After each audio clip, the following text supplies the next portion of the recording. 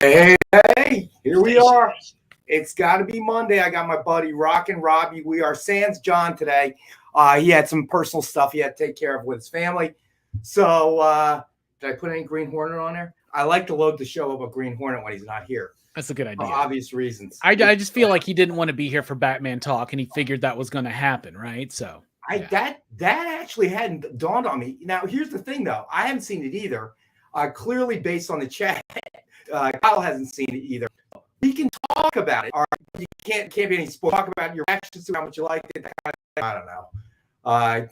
The lawn, and it's like 78 degrees here today, if you can believe that. Rex, so you should tell Nick that you can't do the show unless he flies you here, so you can go see it at the theater with us. So that way next Monday you can talk about it. Okay, I'm gonna let you send the email on that one. I'll do that. Let's see. Marcus buffering. Oh, I'm sorry, buddy. You got bad internet connection. It is windy. I don't know what part of the country Marcus is at, but it is bizarre. March is always so bizarre in this area. It was cold over the weekend, chilly-ish, in the 50s and the 40s, and then yesterday it got to the 70s. Today it's full-blown summer. It's like 78. See, hit him too. Over the weekend here, it was like up to 80 degrees, and now it's 50 degrees. But it's not that unusual in Alabama for it to be 80 degrees in like this time of year, is it? It's not, but I'm just saying it's we were 80 degrees for like 3 days, and now we're at 54 degrees right now, which it's weird. I gotta admit. I mean, it's humid. I kid you not. I don't know if Amy, I don't think Amy complained, but at a certain point in the office, I turned the AC on in the middle of the day. It was getting so stuffy in here. And then before too long, we're gonna have to turn the heat on because I think we get another day of this, and then it starts to drop back down into the 50s and high 40s, which isn't bad. Don't get me wrong. But Jeff Wedding, thanks for joining us, buddy. 62 lefty in the house too. So it's been a little weird, but I'm not complaining. Listen, it's rainy, it's windy, but I'll take 78 all day long. I'm not complaining in the least little bit. But it is bizarre, I gotta admit. It's very strange. I don't remember the weather being like this in this area when I was growing up. But it is what it is. But other than that, I know Robbie went to see the movie, and as his headset's falling off. And so let us know what your thoughts were, your impressions. No spoilers again. But people I've talked to, my friends, the impression they've walked out of the movie has been very positive. I know Amy watched it over the weekend. She reported to me that she felt like it was the best incarnation of Batman so far. I don't know. I'm not able to comment on that, obviously, because of a lack of knowledge. But usually, you gotta take that with a grain of salt. This is the woman that loved Blade Runner 2049. So, but we have agreed on other movies. I keep saying that enough times. You're gonna see her come rushing into the room. Yeah, right. She's gonna have Ryan Gosling show up one day. That's what's gonna happen. Oh, how cool a show would that be? Ryan Gosling beats me up, okay? Because I felt his Blade Runner was not quality. Yeah. All right. So Dave's saying not the best Batman, not by a long shot. All right. So I'm curious to hear what Dave would consider to be the best Batman of all the Batman iterations and movies. Yeah. I'd be interested to hear everybody's opinion that, it doesn't matter whether you saw the movie or not, but I'm curious. So tonight's show, if you're watching, throw up on the chat. Let us know which Batman iteration you thought was the best one. I'll throw one vote out there if someone who's watching. That's Amy. She felt it probably. She didn't say by far, I don't think. Amy, you didn't say by far, did you? I think it's the most realistic interpretation yet. Okay, so Amy says she believes it is the most realistic interpretation yet. Interesting. Of a fantasy character. But anyway, no, she didn't say that. I had that at the end just to get under her skin. Dave Cerrone feels Keaton is the best. I would tend to agree with that, but again, I have not seen this movie yet. Mark is still The Dark Knight, which I enjoyed quite a bit. Gave a different twist to it. I really like that. But I think we can all universally agree that the worst one was, of course, the one with Clooney. Okay. That was so god-awful bad. Let's just call it what it is. I'm saying it right now. Okay. Not that George Clooney's career was hurt in any way by this horrendous Batman and Robin movie, but however, okay. Clooney learned a very valuable lesson in that movie, right? And that's just not to say yes to everything that promises a big paycheck. And you can see his career kind of correct itself after that, right? It has 62 lefty nipple suit gate. I will say the nipples that, on the suit first showed up in Batman Forever. That's yes, misremembered by a lot of people. But what you said is correct for the lesson that George Clooney had to learn. I think for Batman fans, because after Keaton did it, I think there was this kind of philosophy that, well, you can throw anybody in the cowl as long as they have the jawline for it, and it'll work. Clearly not the case. Clooney definitely had the jawline for it, okay, for the cowl. He looked good in a Batman suit, okay, but definitely not very good at the character in any way, shape, or form. Well, as far as this one goes, I'll just go ahead and say, first of all, I did a review on Rockin' Robbie Live last night in a non-spoilery way, and I did a full-on spoiler discussion on Friday night with some homies of mine on a channel called The Cerebros. But I thought it was okay. I thought it was good. I enjoyed it. It seems like nowadays people they want everything's either the best ever or the worst ever, right? And for me, this movie's kind of like in the middle. I'd give it 3.5 out of 5. I was talking about that last night, and there were a lot of people in the chat like saying you're wrong. This is the best ever. I mean, and to each their own. That's cool. But I did enjoy lots of parts of the movie. It was a bit long, I would say, but I would give it 3.5 over 5. My favorite Batman movie and my favorite Bale are my favorite. Wow, Bale. you're just ruined like a scale.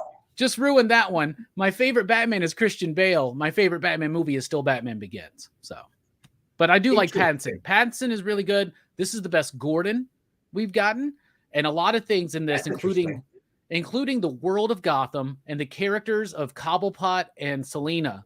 Those are very, very accurate to comic books like post-Crisis. So there's a lot to love. Stevie B had real decisions to make the other day. You know, he had to make a decision yesterday, movie or our town St. Patty's Day parade. He went with the drunken town folk, as would I, sir, as would I. Okay, because the movie will still be there and it'll stream eventually. So there's always many, many opportunities to catch the movie. Jeff Wedding says, good call, Stevie B. You know, I would agree with both Stevie B and Jeff and Dave. All right, the drunken folk in town, got to hang with them because those opportunities don't come across every day. That's true. So, but there's a Batman movie or a Batman comic every day, it seems. So, well, that tends to be true. All right, so let me see here. What should we start with? All right, what we're going to start with. You know what? Let's start with best offers. All right. So anybody who is a new viewer to our show, we have two types of claims. We have buy it now claims. We'll throw out a price, and the person with who claims it first walks away with it. Then we have best offer of the night claims, and we'll start at a certain number, and the person with the best offer at the end of the night, and that'll be at 7:55 right before the end of the show. And Kyle, our producer, will throw up a timer as we approach 7:55, and the person who has the highest claim at 7:55 will walk away with that particular item. So as usual, I'm gonna start off the show with our best offer of the nights. Give everybody enough time to think about it and throw up a claim if they so choose. All right, so the very first one is Batman number 21, first printing, lenticular edition, CGC graded 9.8. This is going to be a best offer, suggested retail of $89.99, and this is going to be our best offer book starting at $25. Very nice. That's one of the cool lenticular covers too. Yes, and it really works. I think it's Jason Fabic, I believe, is the artist there. Really good stuff. Yes, let me see if I can make this happen on the camera, but probably it doesn't usually work very well, but we'll try it. See if we can do it.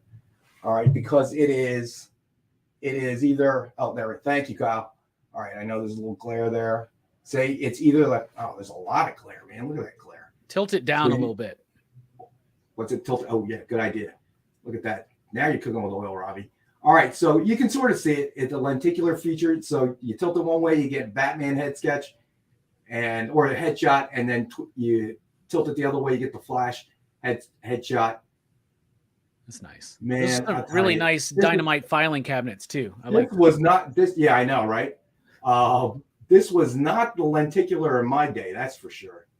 All right, so there you go. So that is the best offer book of the night.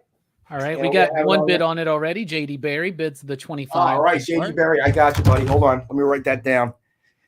I'm flying solo, so JD Barry, he is in it for 25. Got you, buddy. All right, so yeah, that's super cool. So we'll talk a little bit about Batman, but 62 Lefty, Joel, what's going on, guys? Yeah, Dwayne's a pain. Yeah, good point. So we'll talk a little bit about Batman, but I did want to revisit a topic that you brought up on your Friday show that I was on, and that's whether or not speculation is good for comics. So yeah, I think we're kind of trending this way a little bit. We do, don't get me wrong. We do have our useless banter that we got to get through. Should I just say spam 5 times and spam? I haven't had spam in a while. I think it's time to go buy another few cans, and because I'm not stocked up on spam right now. So. End of the world happens, Robbie. What you gonna do, man? You're gonna start. I know that turkey bacon ain't gonna last forever. Yeah, so and tastes like crap. Not like spam. So Triple B in the house. Hey, buddy, thanks for joining us. Yeah, so you that was a really good topic, and we usually only have about 30 minutes for Robbie's show on Friday, so we barely scratched the surface of that topic. I mean, we were unpacking that one, and there was a lot to unpack. Yeah, we had some really good comments on the video too. So Twinkies. I don't know why Nick just came in and started talking about Twinkies. I Better mean, than spam. no, it's not better than spam. Spam actually has some meat byproduct in it. You're not sure what type. Twinkie, completely artificial. There is nothing derived from nature in a Twinkie. I don't know, Rex. Okay. I'll tell you what. Like 9 out of 10 times, I'm offered a choice between the two. I'm probably going to take the Twinkie, just to be honest. Yeah, listen, 2 famous actors like Twinkies. And that has relevance. Wow. Woody Harrelson in Zombieland. Uh-huh. And I forget the guy's name in Die Hard. Uh-huh. All right, so talking about spam again, okay? The meat that will actually the meat product that will actually keep you alive. You just wait, because eventually we're going to have spam flavored Twinkies. It's going to happen. Okay, well. Or Twinkie flavored spam. To be honest with you, I can't understand why it hasn't happened yet. And Dave says he just found, he found an old advertisement where Marvel was selling Twinkies in the comics. I love those old Hostess ads, man. Those are the good best old days, man. I would love to see a Jeff Wedding spam-filled Twinkie. I'm in. That I would love to. pretty I think I don't know how that works, but I think Marvel still could reprint old ads if they wanted to, because they do it in the facsimiles. But I would love to see a collection of the Hostess ads from Marvel and DC and all that. That would like be a big super litho or something. Yeah, or just like a floppy or something, but just a collection that of would be them pretty cool. I would actually be okay with that. I'm also okay with Jeff's idea with the spam-filled Twinkie. So put the sounds so gross. We made Robbie dry heave. Not gonna like it. Goal accomplished. Original from Die Hard loved Twinkies. That's right. That's the cop from the first one, right? I forgot about that. Yes, that's right. That was another great movie. We were just talking about a movie that was so bad that it was probably the one. It was so bad that it made it so good, and that was we were a colleague of mine here at work. What? Al. Right. Nick just screamed out the character's name was Al. Al the cop. Stevie B says both DC and Marvel ran Hostess ads. That makes sense. Back before we knew what the Twinkies were doing to your bodies. I really love their cupcakes, the chocolate cupcakes with the frosting on top. I love those zingers with like the shaved coconut and the raspberry or whatever. Those are like my favorite Hostess snacks. Love those things. I don't even remember that. They're called zingers. You get them in like packs of like 3, and they're like coconut and raspberry. All right, you guys got to hold on. I literally just got back from the grocery store. Hold on. We're going to hear a Twinkie wrapper in about a second. Oh, my Lord. And I didn't eat before the show again. I got to stop doing that, man. Marcus says, candy up the spam with sugary barbecue honey, put it in the Twinkie. Now, I bet John can figure out a way to do candied spam in a Twinkie or something. Scary enough, yes. I would agree with that. Yeah, we need to throw that idea at him. I believe he could do it as well. He has this gift. I got to give him. Devil dogs, yes. Devil dogs were just elongated like their cupcakes.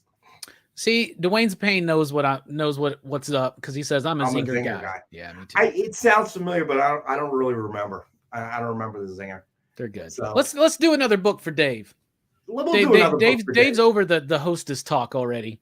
Dave's probably some sort of health nut. That's why he doesn't like the food. Look how quick we went from Look at that Those There are it is. zingers. Yeah, there's chocolate, the raspberries, and there's like the regular orangish ones. But yeah, And ding dongs. You the man, Kyle.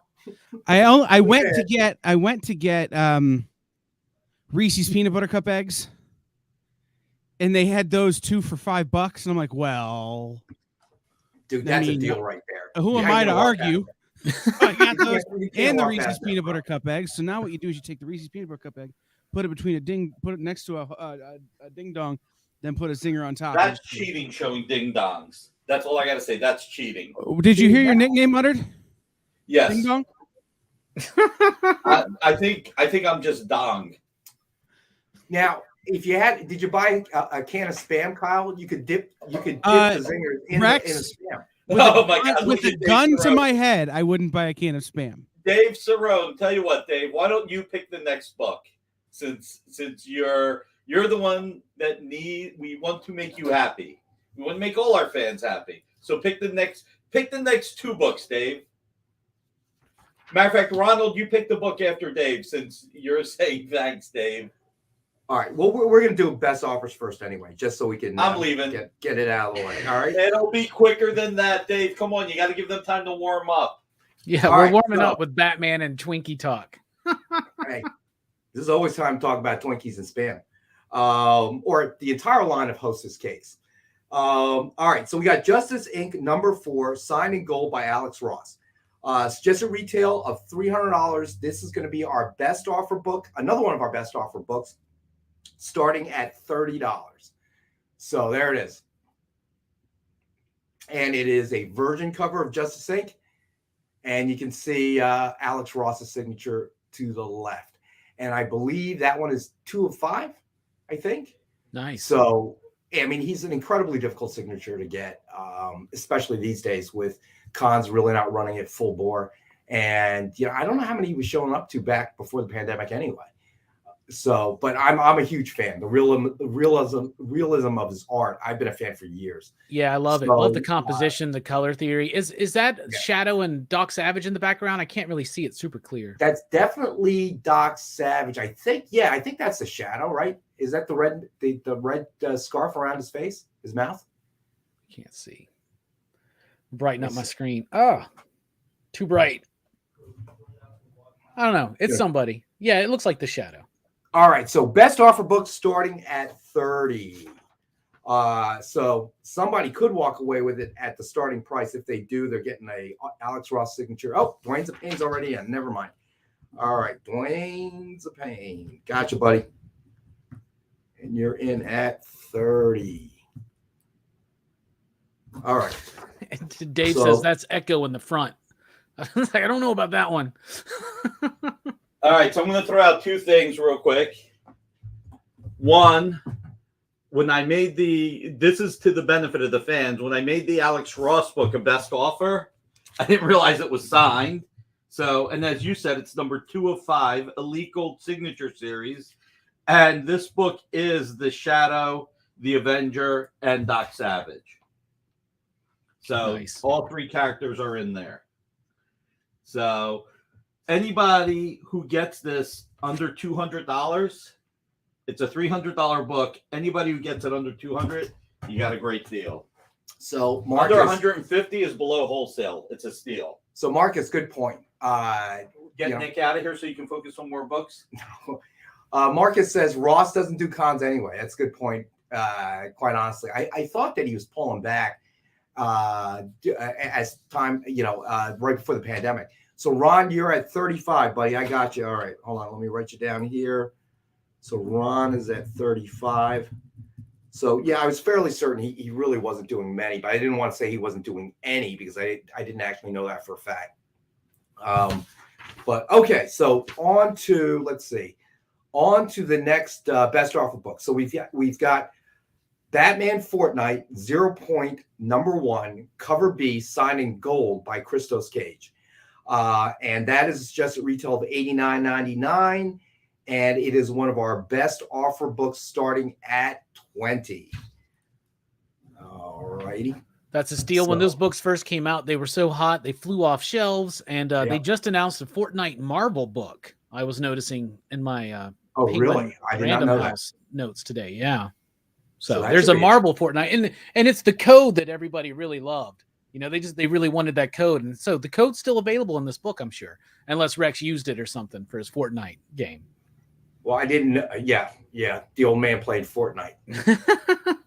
Listen, when the joysticks ceased being like Nintendo, and then you had knobbies on the side, and you had buttons on the side, and then you had all kinds of forget about it. Bruh, honestly, that's when Yeah. that's when I dropped out too. I was like, there's too many buttons. The games are getting too complex. Like, I really kind of dropped out.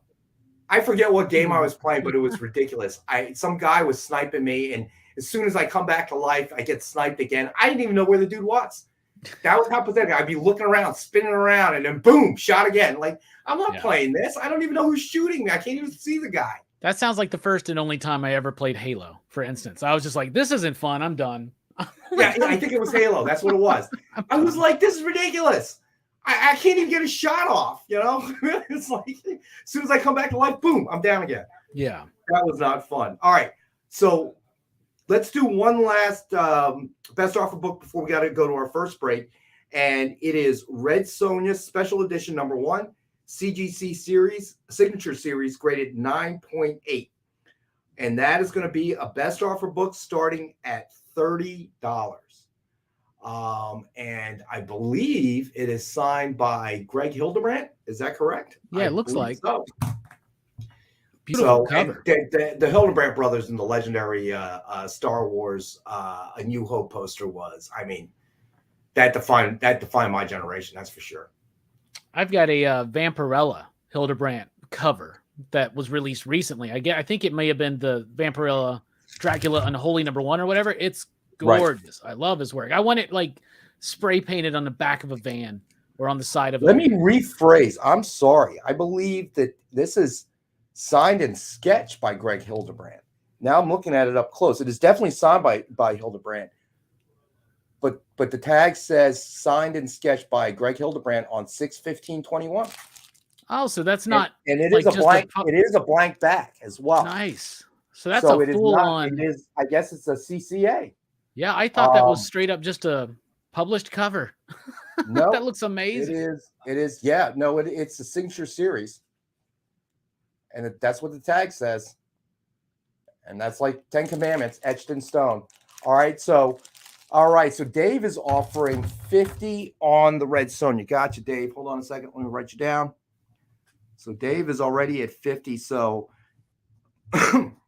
it is a cover sketch on a blank book by Greg Hildebrand and signed by Greg Hildebrand, 9.8, and obviously signature series slab CGC 9.8. So Dwayne's a pain. Dwayne is up to 55 on the Red Sonja. Gotcha. And then 50 on the Justice Inc. Let's see. Gotcha. Very nice. That is such a sharp cover. That is a sharp cover. Dwayne's at 50. Okay. Gotcha, guys. All right. And when we get back from our first break, I do want to touch on the subject that you brought up, Robbie, on Friday. And that is speculation good for comics? And, you know, it's a very open-ended question. And when you unpack that one, you really kind of open up Pandora's box because it leads to so many other different questions. Yeah. I think that we've kind of been wrestling with on your show, on The Experience, whatever. And I think that it leads to some interesting things because I can see some positives to it. But as you said, there are some negatives to it. But ultimately, I think what's on everybody's mind is, whether you're positive or negative, you can't really control it. It's going to happen one way or the other. You know, that's kind of the nature of collectibles. Somebody buys something for one thing, somebody else wants it more. Yeah. And, okay. All right, so Ron is up to 125 on the Red Sonja. Gotcha, Ron. So, you know, so really, what is the question there? I find it very interesting. You know, again, we're talking about our preference, but the direction it goes is obviously beyond our control, anybody's control, even DC and Marvel's control. It's going to take the direction that it takes, you know, just like with everything else in life. So we're at 6:28, so we're going to take our first break of the night and stay with us. We'll be back in a couple minutes.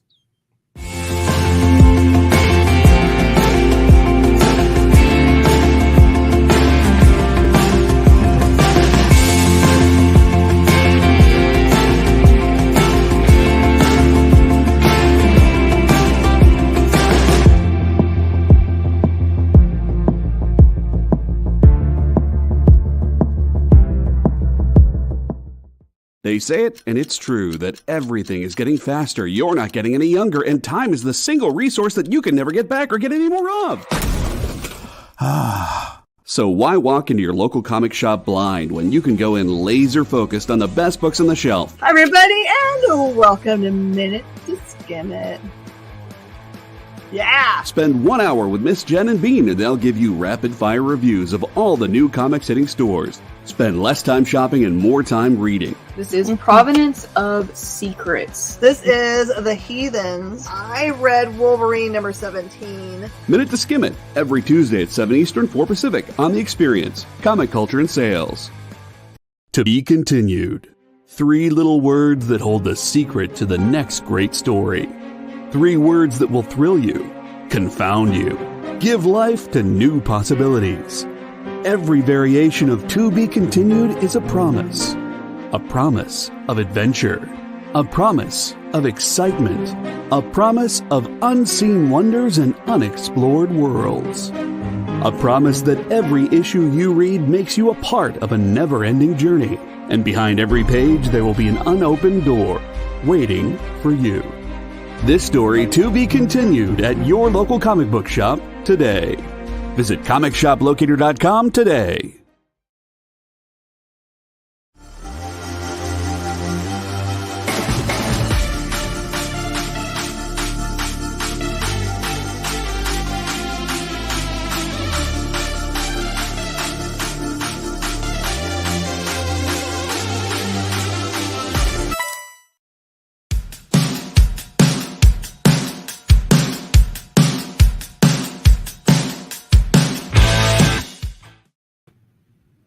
All right, and we're back. And Ron, I got you on both bids.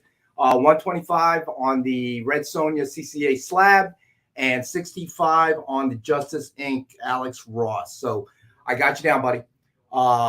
Let's see. Full house of Stevie B says full house of great best offer items tonight. It's like a spectacular a speculator's Lollapalooza if one wasn't a collector.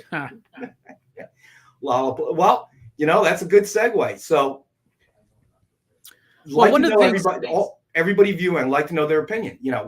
Their opinion that is speculation good or bad for the comic hobby. One of the things I like about Stevie's comment is that, when we talk about this subject, we always talk about speculation versus people that read, right? Well, there's another thing that's kind of like in the middle, and that's the collector. I mean, and we touched on this on the thing, and my whole thing was there's pros and cons to the whole speculation, what it does to the industry. For the most part, we kind of came to the idea it's kind of harmless. Like, it's good to get people interested in buying books, whatever the reason is, whether it's for reading, whether it's for specking, whether it's for collecting, right? And one of the favorite things about that conversation was this whole idea of nobody can tell you how to collect comics. Like, nobody can tell you how to collect toys or comics or VHS or movies or whatever. People try Robbie, you want to tell them your dirty little secret? What's that? Robbie actually takes all of his action figures, new ones, out of the box. Yeah, I do. I love doing that. I mean, that's what I buy them for. I buy them to open up and display and pose and things like that. And it's fun. It's something I love as a kid. But as a toy collector, I hate speculation in toys because I hate it when they immediately sell out. And now they're online for hundreds of dollars. And there are still some pieces. I like collecting Transformer toys. The newer ones are pretty fun. They're really good. And there's very specific characters that I like to collect. And I love the Seekers. That's all the jets for the Decepticons. They're basically all the same toy, just different colors. But I love that. But there's some pieces of that I can't fill because it was an Amazon exclusive and it got bought out. People buying multiple copies, things like that. That's the negative side of speculation. To me, is when someone comes in and buys up all the copies of something, and now nobody who just wants it to either collect or read or spec themselves can get a hold of it because somebody bought them all out. Now, a good shop ain't going to really allow that to happen because they'll place limits and things. Like at my shop, we place a limit on hot books so that everybody has a chance to check it out. And me personally, as a retailer, I like readers a little bit more because there's more of an idea that they'll get into the story and come back and buy the next issues. Do you know what I'm saying? But at the same time, anybody coming into my store, putting their hard-earned money down for some of this product that's part of this industry that we love, that's 100% cool with me, regardless. Well, 62 Lefty says something I think I agree with, and I think is relevant. So a reader who collects, or in defense of Ron, I mean, not everybody's necessarily a reader, but they are a collector. Okay. And Ron collects, he loves the art, he loves the statues, he loves the CCAs, but he's not a reader by his own admission. So let's call it a collector per se, all right? Not a reader necessarily, because I don't think Ron is out there specking the stuff. He buys it or collects it because he enjoys it, and he enjoys the art, and he likes displaying the art.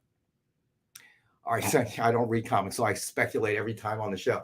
I don't believe that, Ron, because really, if you're coming into this only interested to make money, there are far easier ways, in my opinion, to make money. Okay. You know, there has to be an element of you love it for whatever reason, whether it's the story and you're an avid reader, or you're an appreciator of the art, the CCAs, the artwork, the creators, and the work that they've done. It doesn't really matter. Okay. Just like Robbie takes new toys out of the pristine box every time. He brings up a very good point. It's nobody's business to tell you how to collect. But I will say this much. It is, and I hate to say it this way because it doesn't come out right, but I think that to a certain degree, if you're collecting something that eventually grows and it draws more collectors, speculation ends up coming out of it. And it's not that speculators have said, oh, you know, I think this has a future, let's attack this particular hobby. It's after a lot of money has exchanged hands that speculators go, hey, look at this comic book thing, man. You know, I think there could be a few dollars to be made here. And that's when they jump in. So the value was already created by the time the speculators jump into the game. Mm-hmm. And how's that value created? Well, it's created by collectors. No matter what, whether it be due to speculators, whether it's due to nobody realized how great this comic was, AKA Stray Dogs, and the print run was short, and they didn't print enough copy during the first printing, then there's a scarcity. And that scarcity then says, Rex Comic Collector wants that book. Robbie Comic Collector also wanted that book, but has that book. I tell Robbie the Comic Collector, hey, sell it to me. And Robbie's like, I don't really want to part with this from my collection. Then if I really want it, what do? I find a price where Robbie says, well, I don't really want to, but if you're flashing that kind of dough at me, I can't say no. Okay. So right there, the first speculation of a comic happens. But so Dave brings up an interesting point. So speculation is not good for the singles market, but it is great for the collected edition market. That's a true statement. You know, whether or not we have an ability to stop it, I don't know. But the one thing I think it will do is it does eventually help the industry grow.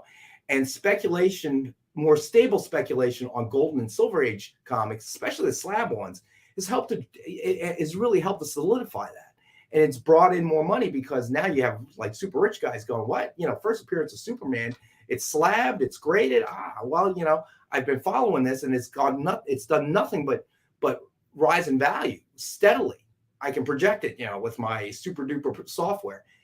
And he says, I'm going to buy it.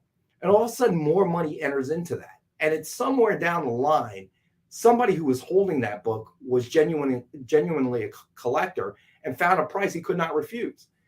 And what did he turn that money around to do? More than likely, he turned, well, not all of it, but he probably turned a significant chunk of that money he collected into furthering his hobby. Yeah. Which then translate into money that's, again, spent into the comic industry. So to me, ultimately, you got to view it as a good thing. But even if you don't, how do you stop it? You can't.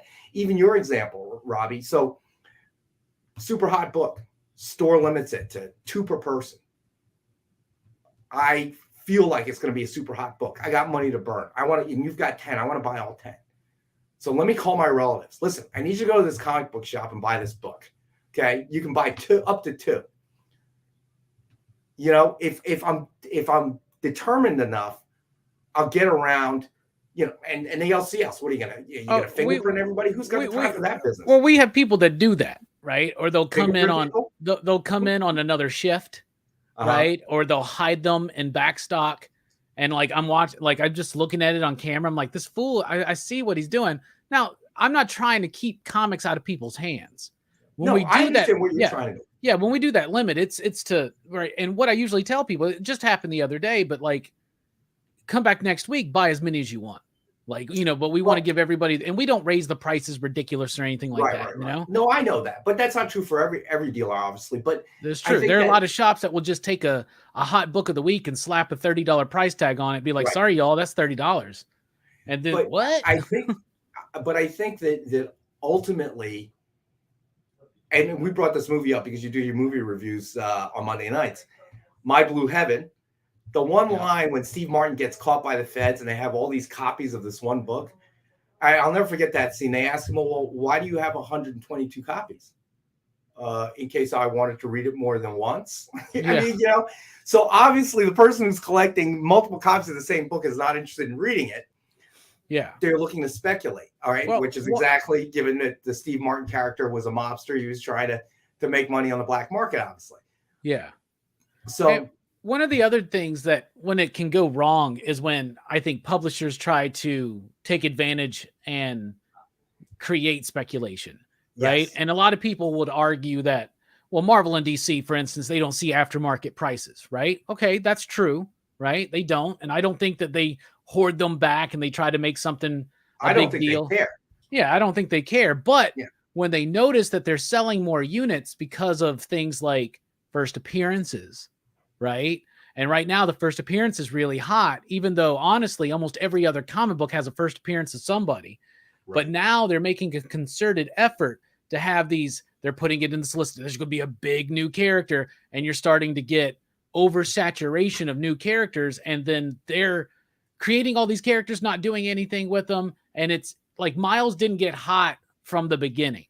Yeah. Harley Quinn wasn't hot from the beginning. Deadpool wasn't hot from the beginning, right? Like, maybe there was a little bit of interest, but they weren't at the levels that they are now. That was the interest that drove that, right? Over time. So when they take advantage of that and they're trying now to keep creating the next Harley Quinn, right? That waters down their storytelling and makes for a lesser quality product sometimes, in my opinion. There's another interesting factor here that I wanted to mention, and something Robbie just said triggered me on it. One of the other problems that are happening is that publishers aren't telling comic book retailers at the time of ordering that a book is going to have a first appearance or a key appearance, or they're not even hinting at something important happening. So retailers can't order enough to fulfill the demand from the customer. So you get an artificial scarcity at first. And then people have to go back and reorder and reorder and reorder. And then the market floods out after maybe a month. But there's this artificial kind of peak that happens because retailers underordered. And then, you know, it balances out. Or these publishers are setting their print runs based on the initial order from retailers, not knowing everything. And then they're selling out and having to go to a second printing or not a second printing if they don't do them. So they're creating this artificial scarcity in the market that doesn't actually represent the actual market for the product. Well, that you bring up a very good point. So let me respond to Ron. No, Ron, you won't be You're right. You should be speculating. You won't see another book for a while because our last best offer item is a statue. Okay, so let's get that out of the way real quick. Frank Thorne, Red Sonja, 45th anniversary collector's statue, artist proof edition. Suggested retail of $249.99, and that's going to be our best offer statue for $50. And in a minute, we'll do a recap of all the best offer items we've done. That was the last best offer item of the night. Let's see. Publishers will never complain about the PR that comes from sold out. I would agree with that too, Dave. I don't think, you know, I talked about this in Robbie's show. There were two factors, and 62 Lefty brought it up. All right, Dwayne, you're $60 on the statue. I got you, buddy. So there were two factors, I think, because we were talking about the early 90s. Oh, Dave's up to 65. Gotcha, Dave. There were a couple of things that perpetuated the boom and the bust of the early 90s into the mid 90s. And a couple of factors was, and we talked about this because I felt that period was kind of an anomaly for a lot of different reasons. And one of the things that happened is obviously when DC decided to kill Superman, break Batman's back, introduce Bane, all that good stuff. The comics, hey, ME Comics, what's going on, buddy? They saw the bump. They saw the excitement. They were talking about it on national news about the death of Superman, that type of thing. Yeah. And there was a lot of excitement. And I'm sure that they sold a whole bunch of books. And this was the point I was alluding to earlier. The speculators don't jump in until they see that there's money there. So DC created the ultimate marketing gimmick, if you want to call it that, by killing Superman. Yeah. But those of us familiar with the comic book world knew, well, yeah, it's significant, but they can bring him back. So error variant on Red Sonja. So we kind of knew that, but all of a sudden, sports trading card guys, distributors, retailers started to hop in on this game. They thought, wow, look at it. This is the next best thing. And they made one substantial error when they came to that conclusion. The difference between comic books and how you speculate and sports trading cards and how you speculate are two very different things. In sports, the way it used to work, obviously they've changed quite a bit as well, but the way it used to work was you'd have your regular issues that come out, whether you be Topps or Fleer at the time or whatever. Yeah. And you would get a list of rookies, and you would not be able to include all the rookies in the first issue. So you'd have updates, update sets and things like that, updating guys that you may not have thought you did not include in the initial set that turned out to be something. But there's a randomness in sports cards that nobody can control. Not the trading card manufacturers, not the fans, not the teams, not even the players. The randomness of how well they do. So they could turn out being the next best thing, and everybody missed it. Nobody thought this guy would be anything. Yeah. Then everybody can hype on one particular athlete and think he's going to be the greatest thing, and it turns out he is a complete scrub. It did not work out. And that randomness created that kind of collectability of one card over the other, because it was not inside the control of anybody, except obviously the athlete, but the athlete wasn't tanking for the value of a trading card, clearly. Every athlete that has the opportunity to play professional sports is walking out on a field or a court or a rink thinking, I'm going to give my absolute best to try to make it. Some do, some become Wayne Gretzky, and some don't. So sports card dealers thought that they could translate that into comics. But the problem is comics is fiction. Yes, they can kill Superman one day, and then they can bring him back to life the next day. There isn't that randomness. Randomness. That's one of the things that speculators learned in the 90s that crashed the market, right? Because with the example of the death of Superman, that was DC trying to play catch up, because the speculation market was already in full swing in the comic book world. You had Spiderman #1, into X-Force #1, into X-Men #1, selling millions of copies. You had the launch of Image, and this was like DC in a move of desperation, trying to make some kind of waves. And the best thing they could think of was, let's kill Superman. Like, sure, we'll bring him back, but let's kill Superman. And then, like, that is a publisher trying to manufacture speculation and interest. And I get it. Like, it's a good thing. And it worked. Yeah, it's a good thing to get exposure, right? It did work. It boosted those sales up. It worked so well. They were like, well, we don't want to repeat ourselves and kill Batman. So what if we just broke his back? And then we don't want to do the same thing and kill Green Lantern. So what if we just drive him crazy? You know what I'm saying? So they're just trying. Right. But in the long term, it didn't benefit DC very much. You know what I'm saying? Like, there's a lot of stuff they had to kind of clean up from some of that storytelling that came from that driven market in the 90s. And Marcus Y has touched on something very important that I think we briefly discussed on Friday.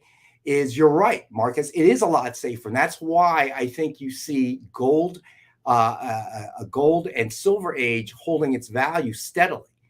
You know, Batman isn't going to suddenly wake up and get caught in some sort of scandal. It's not going to happen. Yeah. You know, it's the advantage of a fictional character. But what the trading card guys, those speculators during the 90s missed was the true speculation is determined by those that are not speculators, the readers, the fans. So I always bring up stray dogs because you look at that idea, you're thinking, this isn't going to work, man. All dogs go to heaven, become super. No, no, that's not going to work. But it did work. And nobody saw that coming. So that's where the value comes from, the desirability, the demand. And that's the part they were missing, which caused other problems, which I'll get to in a minute. But let's get to another book real quick. Then we'll continue this conversation. All right. Let's see. Let's do the mega set. How about that? All right. Sounds so like a Women good of time. Spider-Man mega set includes Gwen Stacy #1, signed by Christos Gage. Black Cat #1, signed the CSA Hughes variant, signed by Adam Hughes. Amazing Spider-Man Renew Your Vows #1, signed by John Romita Sr. and remarked by Ken Hazer. And Silk #1, CGC 9.8. This is a $480 value. We got it tonight for $196.20 for 1962. And keep in mind, this is a John Romita Sr. I did not put this kit together, so I'm surprised. But I like it. So John Romita Sr.'s, it is Senior. I'm just double checking to make sure my bifocals aren't messed up. Yeah. Because his son just does the JRJR, right? Yeah. So this is, if you could get for $196.20 a John Romita Sr. signature, you're doing pretty good. It's like everything else is free. You know what I'm saying? Yeah, pretty much everything else is free. Dwayne's a pain, 75 on the statue, buddy. Let me get you down here. Nice. So Dwayne is at 75. Yeah, you're not going to see John Romita at a con anytime soon. That being said, very pumped. My favorite con is Heroes Con. And it's coming back this year since, there hasn't been one since 2019. And John Romita Jr. is one of the big guests. So I'm really pumped to go there and meet John Romita Jr. So that's going to be super cool. Dave brought up a very good point. Robbie, don't forget the pay-per-call campaign to kill/save Jason Todd. Oh, I don't. I wanted to call so bad. I hated Jason Todd. But they wouldn't let me Dwayne's a call. pain. Hold on. He has a question about the mega kit. Let me just double check. Yes, the Hughes variant is also signed by Adam Hughes, my friend. Wow, nice. Yeah, so this is a mega set. It's crazy when you go back and read those comics from the late 80s, early 90s, how many ads you see for like 1-900 numbers and things like that. There's like some where you would call and you would get like a little bit of an X-Men adventure. There was something that I saw recently in a Wizard I was flipping through where it was a hotline that you would call and they would give you spec tips for like $1.99 a minute or something like that. They would give you like what books to buy. Rampant. Clearly cellular technology ruined it, but I worked for a company. We were selling phone cards, collectible phone cards with an image on the card. Okay. I remember those. Nobody was using it, or theoretically nobody was going to use them. They become collectible. Yeah, the smartphone killed that. Smashed it into little itty bitty bits. Good luck finding a payphone where you can use that call card. I called the Jason Todd number just a couple of years ago, and it still went through to some random extension at DC. Oh, wow. Like you've reached DC money. Comics. No one's here right now. Please call back later. Click. That's hilarious. Yeah, they probably didn't get rid of the number. I'm guessing they just rerouted it. Let's buy the number for 50 years. Yeah, they just turned it on.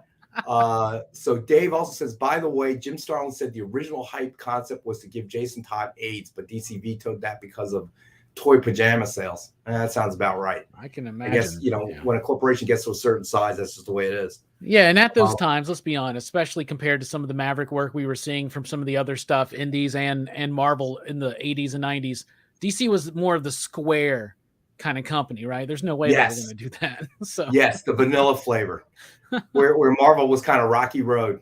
Yeah. Now, not trying to say that there weren't great DC comics during that era. Denny O'Neill's The Question. But Alan it Moore took on a different Swamp Thing, direction. y'all know what I'm saying. They took a safer direction. They didn't really tackle, controversial issues or anything like that. At least not to the extent that Marvel did. So yeah, they didn't even want to marry Superman until after the death, right? Because they were like, well, what else can we do now?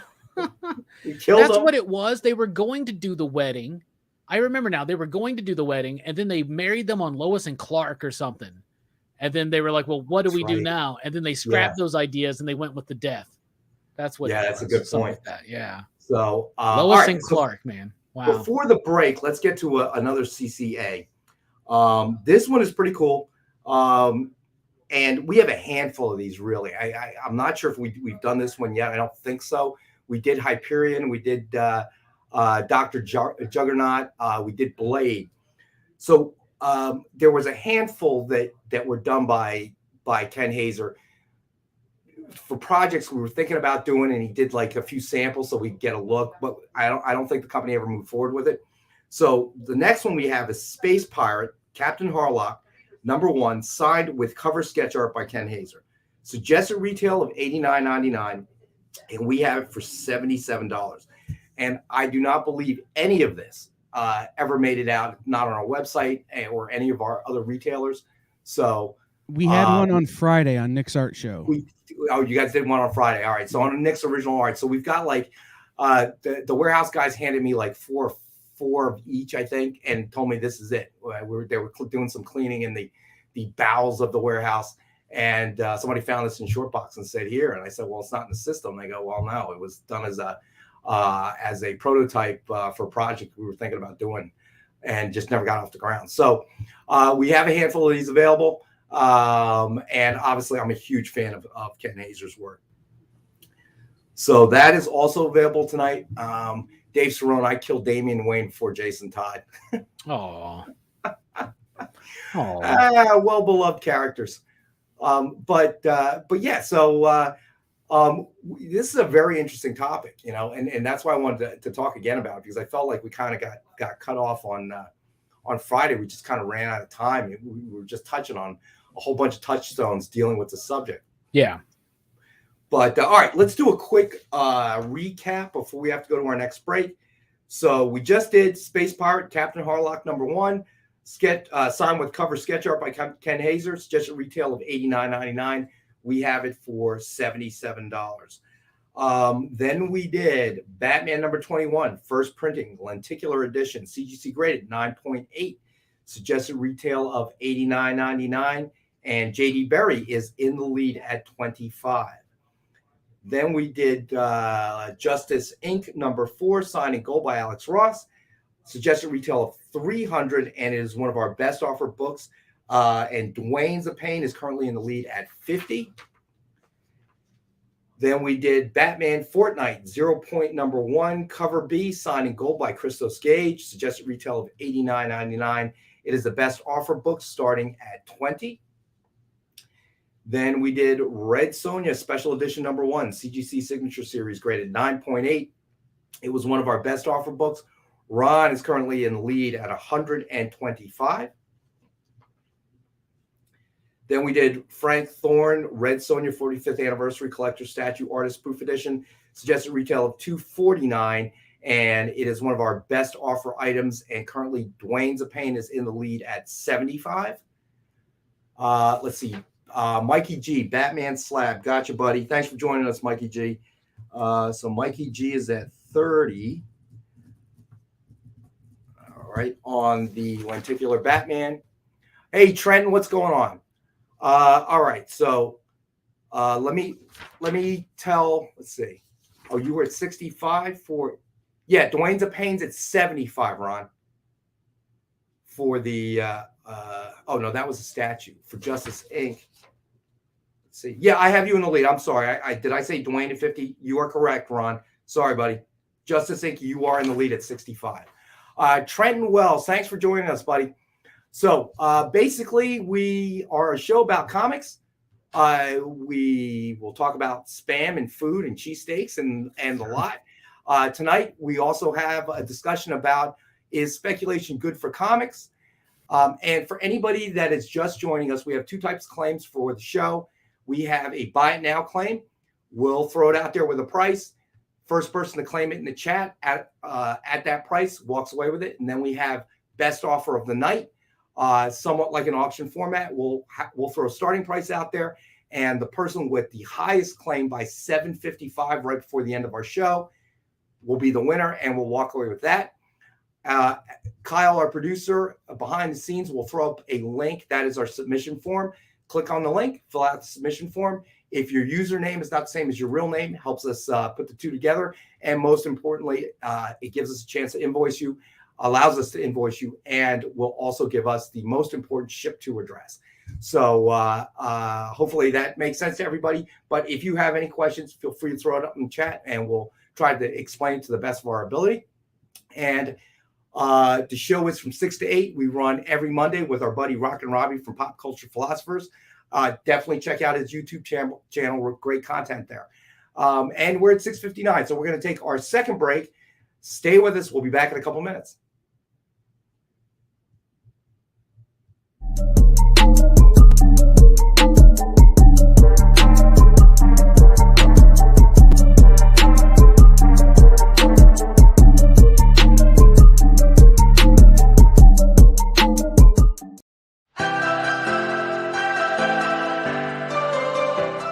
This is The Experience.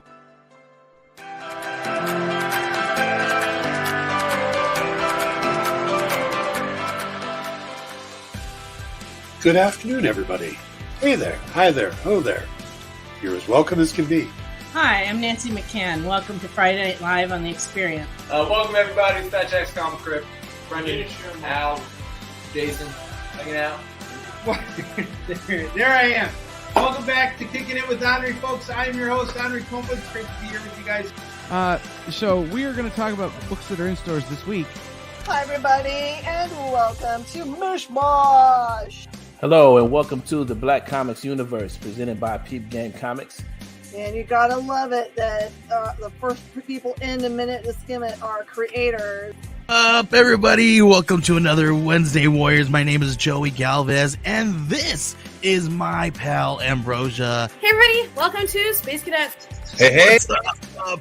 Welcome, everyone, for another episode of I Must Ask You a Question. Hi, everybody! Welcome to Nerd News Now. Hey, this is Rex. Welcome to Comic Collectables. Hey, hello, all you happy people. Welcome to the Dan Wickline Show. Hi, everybody, and welcome. Is the crazy show that we do on Thursdays called What's in the Box? What's in the Box? Comic Culture and Sales.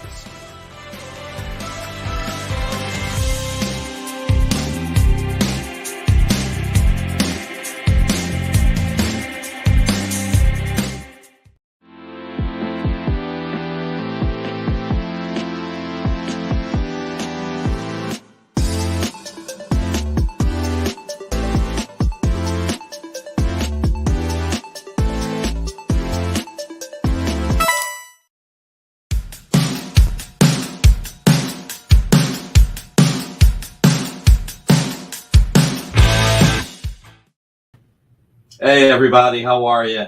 I know I've been a little MIA. Thank you for showing up. You guys rock. We would not be here without you. We've got something exciting that's happening, and I wanted to bring it to your guys' attention. We have picked up our first sponsor for the experience, and it is our buddy Josh Nathanson at Comic Link. So what I want to do real quick, because it helps us to bring you more great entertainment by having sponsors. It allows us to give Kyle more spam and JD. I want to talk about Comic Link. It ends on Wednesday night, starting at 8 o'clock. And if Kyle wouldn't mind popping up some images, we'll talk about some of the biggest items they have. This is their featured auction, and they have some really great artwork. And believe it or not, even though it's their featured auction, there will be a few pieces that will end up being affordable. Of course, there'll be a few pieces like this one that are going to be for a high-end collector. This one is number one right now. This is number one, and I think it's over $80,000, Just right? shy of 100K. Wow. Just shy of 100K. Yeah, so, just shy of 100K right now. Listen, if you're ever thinking about consigning something to an auction, definitely think about Comic Link. They're great guys. I love them. I've consigned art to them. I love working with them. This makes me cry. This one's number 2. I know. That's why it makes me cry. You have no idea how much I would love to have that, but I would have to consign too much art and hope to get that. Well, because that's over $60,000 already. But I'll be honest. I got to tell you. For this cover, I think that's a steal.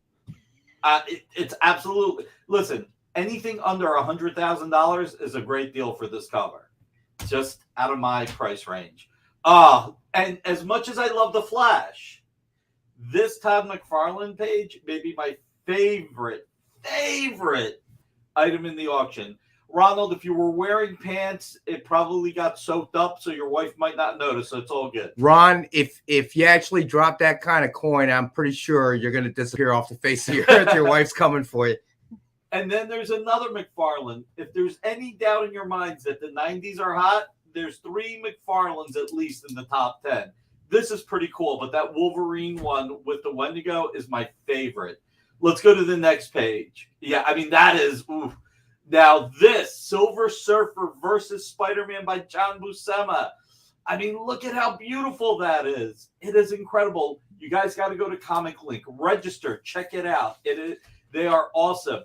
This is their featured auction, but understand they also have focused auctions once a month. Oh, this bad boy. Hey, Nick. Oh, my God. Look Can at you that front me pirate. my year's salary so I can buy this page? My whole year's salary? Because... I need a Barry Windsor Smith page, and this is one of them, and oh my God. Right? It is so freaking gorgeous. Look at that. All right, let's go to the next one. J. Scott Campbell goodness. J. Scott Campbell, Mary Jane, it does not get better than that. It really, really doesn't. And I love the way she's wearing, like, Spider-Man leggings. It's kind of cool. He just has a lot of fun. Dwayne Zapane has won some art on Comic Link. Awesome.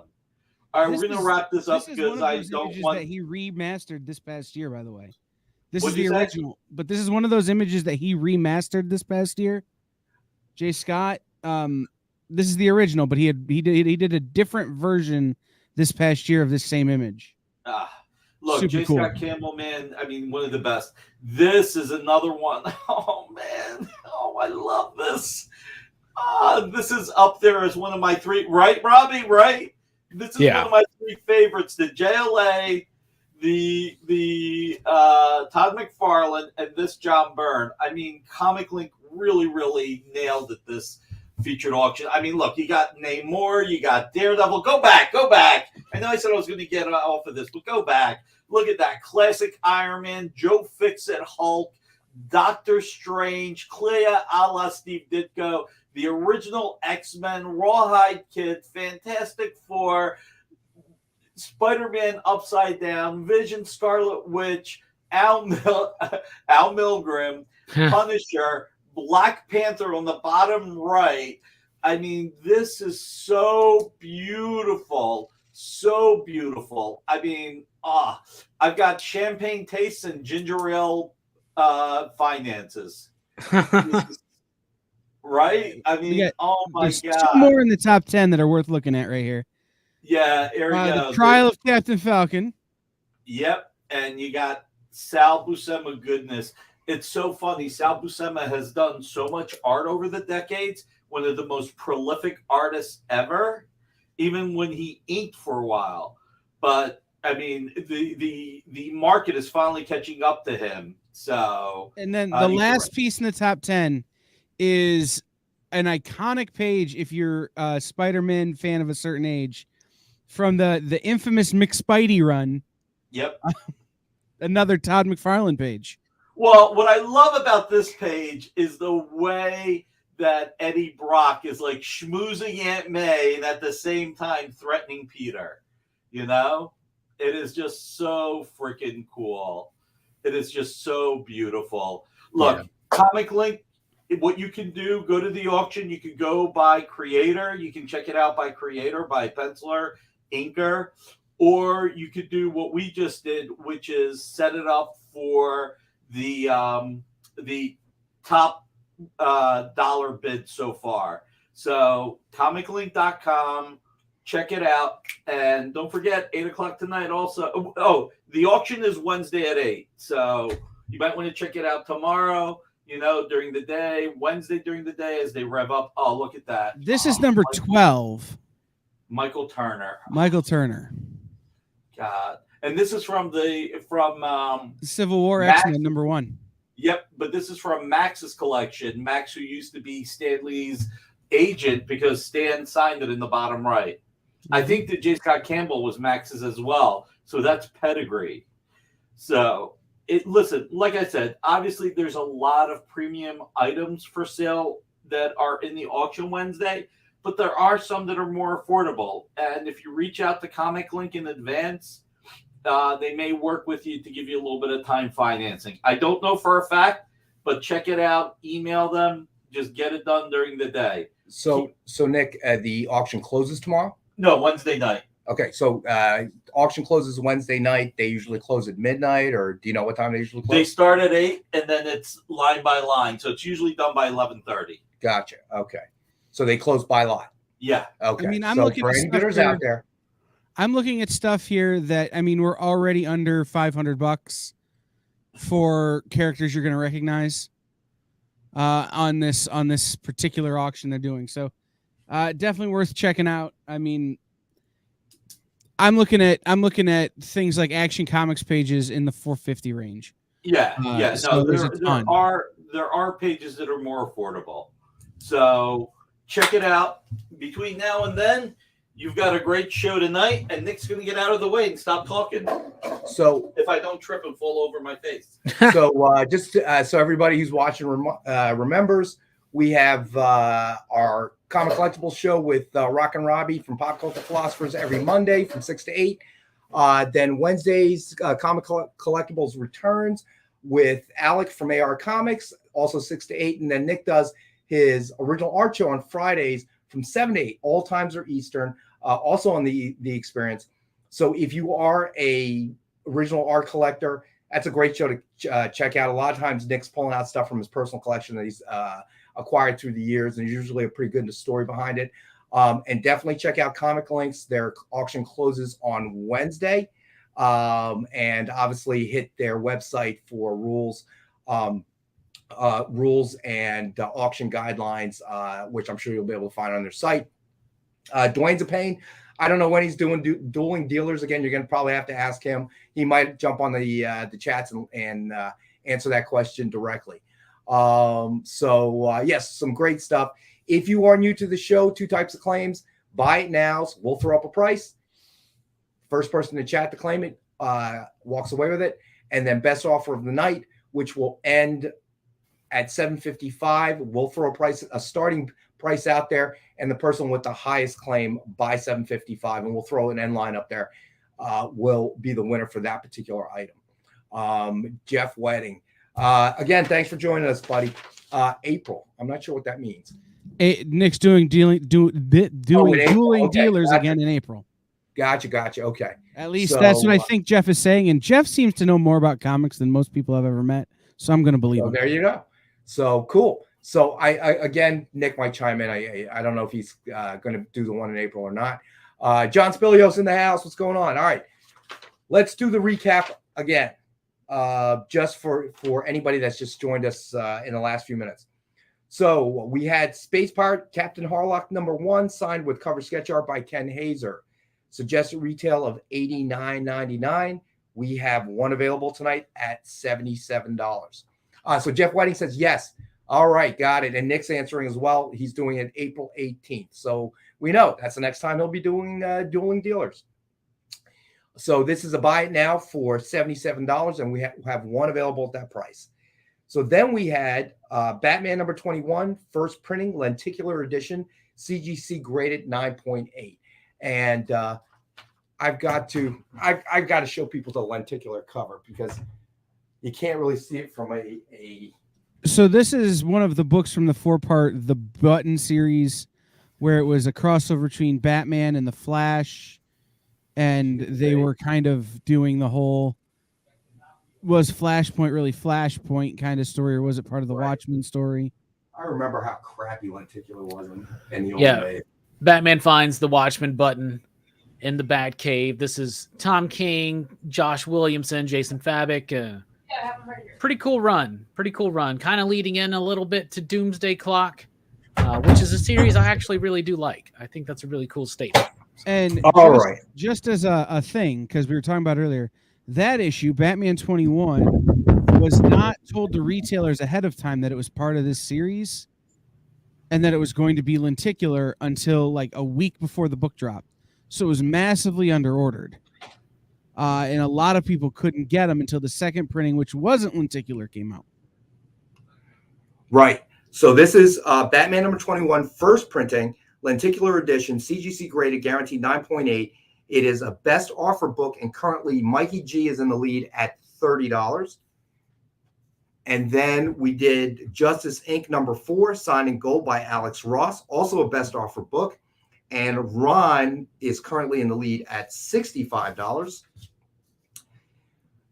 Then no claims yet on this one. Batman Fortnite, 0 point number 1, cover B, signed in gold by Christos Gage. Suggested retail of $89.99. It is one of our best offer books, starting at $20. And then we did Red Sonja Special Edition number 1, CGC Signature Series, graded 9.8. It is a best offer book.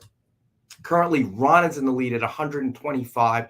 And this is sketch cover art, blank variant. The back is blank as well. Cover sketch art by Greg Hildebrand and signed by Greg Hildebrand. Obviously slabbed with the yellow tag, indicating the signature is also authenticated by CGC, and that is 9.8. Ron is currently in the lead at 125. And then Frank Thorne, Red Sonja statue, 45th anniversary collector statue, artist proof edition, suggested retail of $249, and it is a best offer statue. And Dwayne Zapane is currently in the lead at 75. And then we did Women of Spider-Man mega set. Includes, now this was a sleeper, includes Gwen Stacy number 1, signed by Christos Gage, Black Cat number 1, CSA Hughes variant, signed by Adam Hughes. Let's see. And then Amazing Spider-Man Renew Your Vows number 1, signed by John Romita Sr. and remarked by Ken Hazer. And then finally, Silk number 1, CGC guaranteed 9.8. Suggested retail of $480. We have one kit available for $196.20, which I got to tell you, for the John Romita Sr. signature alone, that's a great price. Pretty much you're getting the rest of the books for free. And it is John Romita Sr. Signed book on a Ken Hazer sketch cover. So a one-of-a-kind cover by a one-of-a-kind creator who really, as we know, is not doing shows any longer. Yeah. So I think that brings us up to speed, right?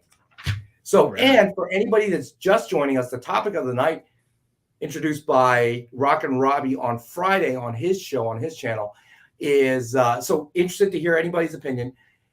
Is speculation good or bad for the comic industry? Let us know your thoughts. We've been kind of drifting around it, had a lot of different discussions about it, and 62 left. Go ahead.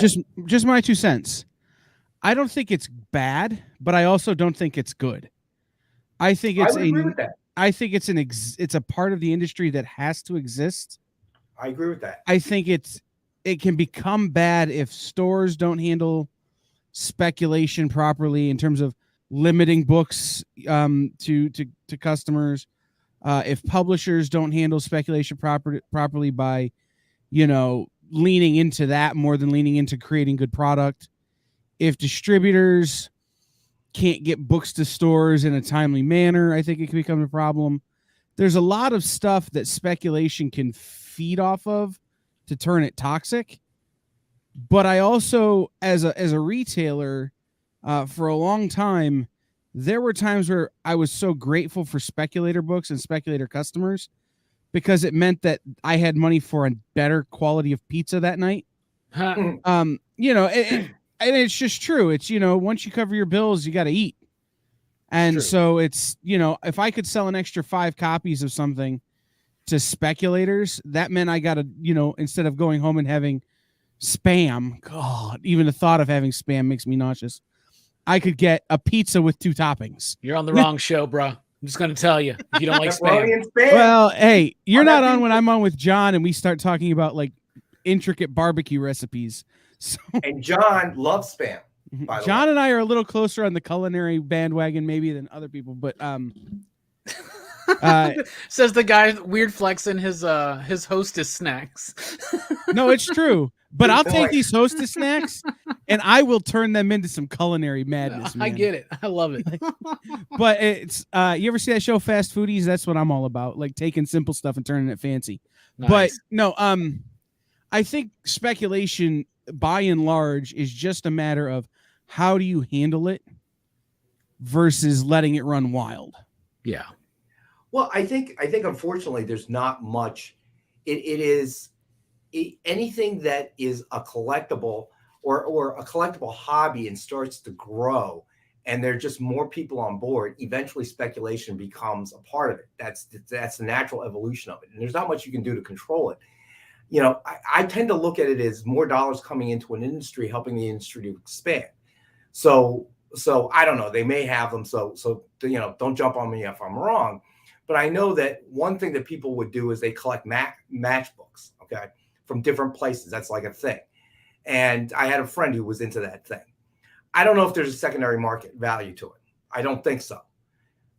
Do they have cons for matchbooks? I don't think so.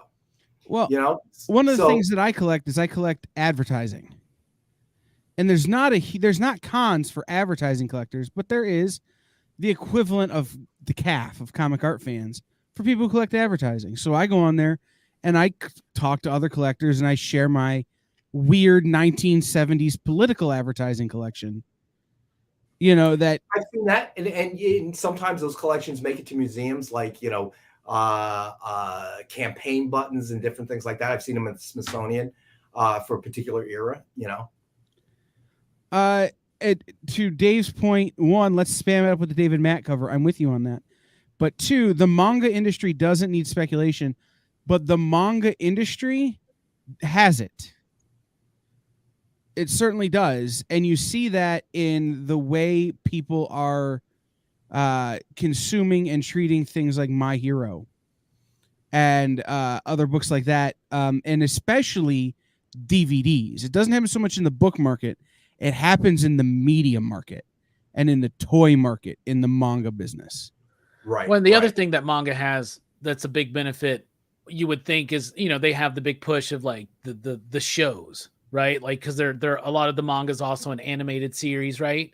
But you would think that somehow we could turn the success of, say, the MCU into like bigger comic book sales. But there is something I think we can learn from the manga industry, 100% for sure. Do we have a David Mack cover tonight? I didn't know we. Oh, it's this. Beautiful. I'm a huge David Mack fan. I met David Mack in like 2002 in Chicago. I come around and I have a chat with him. He's a super cool dude. At this time, he's doing his work with Daredevil, right? With Wake Up and the Joe Quesada stuff with Echo.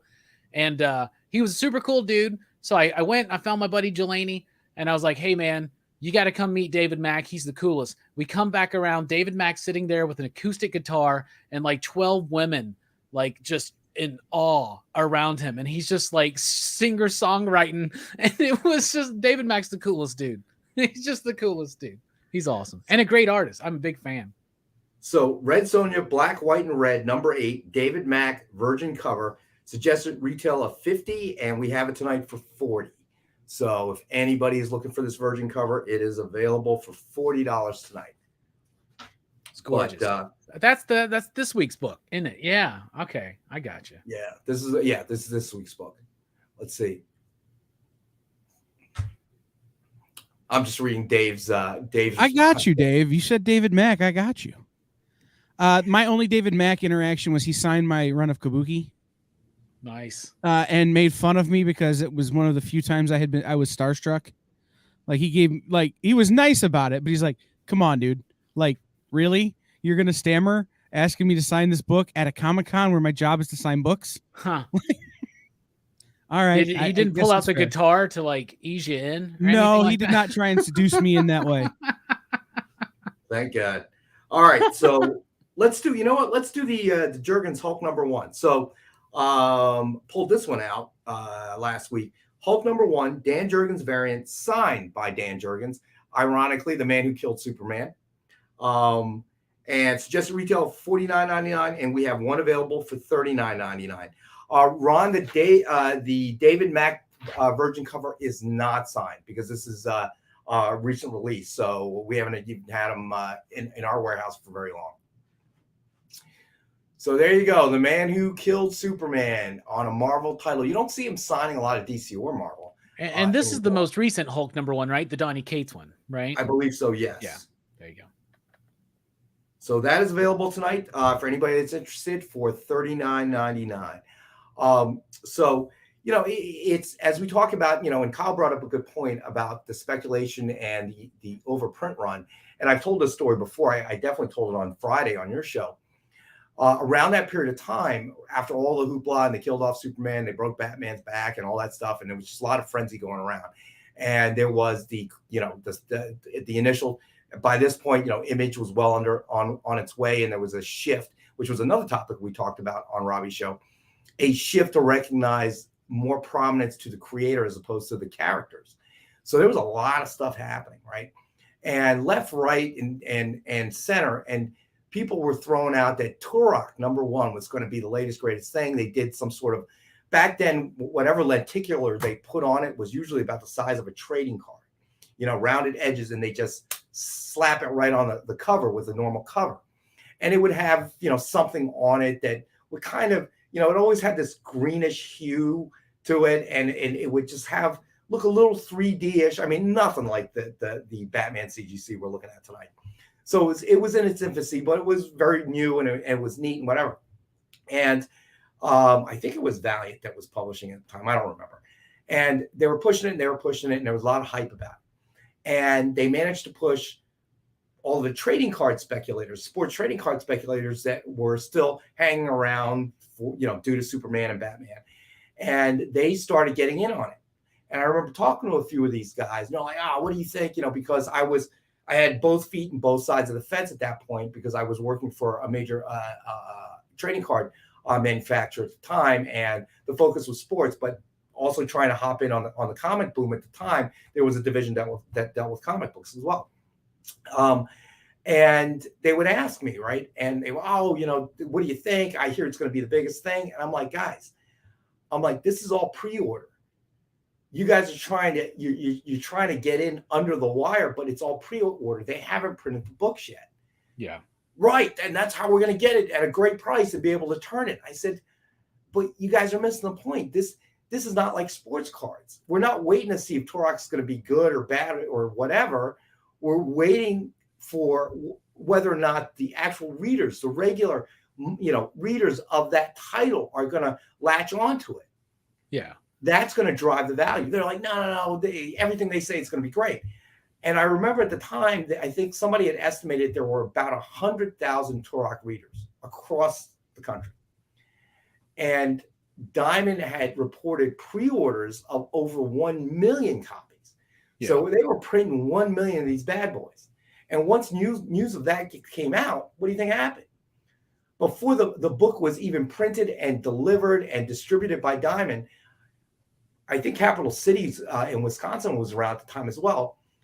The price started to plummet below cover price, and the book hadn't even been printed yet.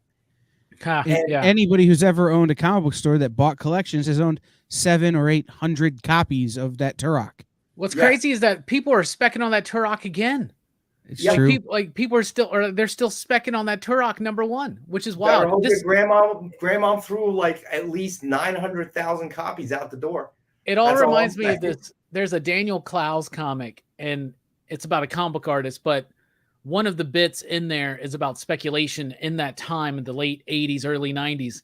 And these dudes are talking to each other and like, yeah, man, I hear this new #1's going to be so collectible. They're only making 5 million copies. And they're all like, ooh. Hey, we got to take another break here in a minute, but can we do one more book before we go to break? Yeah, let's do, you know what? We'll come back to it. Can we do the Venom 35? We sure can. Go ahead, throw it because up. well, okay, so this is Jock, who is maybe one of my favorite. He's top 5 cover artists ever. Now this book is a dumb. It's a $2,000, 1988 regular retail price. Tonight it's $1,000. But I just want to throw the art up because oh my god, it's phenomenal. All right, it's gorgeous. So, I'm a big fan of Jock's work. Venom number 35, Legacy number 200, 1 in 500 variant, Jock Virgin variant. As Kyle said, regular retail is $1,988. We have one available tonight at $999.99. So it's almost $1,000 off. But yep, it's not. Hey, listen, it's not for everybody, and I realize it's not. I'm just gonna say it. Holy hell, this is gorgeous. So if anybody is interested, let us know in the chats. And again, my email is rex.wang@dynamite.com. And if you need payment terms, we'll work something out with you. I realize it's not your run-of-the-mill comic collectible that you can just kind of take your wallet out and go here, like John does, runs in his car and grabs me quarters. So Ron, let us know. Ron, no, that's not a CCA. That is the 1 in 500 vegan cover. So as a retailer, you literally had to buy 500 of the normal copy to get one of the variants. So, so wanted to throw that out there tonight. And I realized we got to take our third and final break for the night. So hang in there, stay with us. We'll be back in a couple minutes.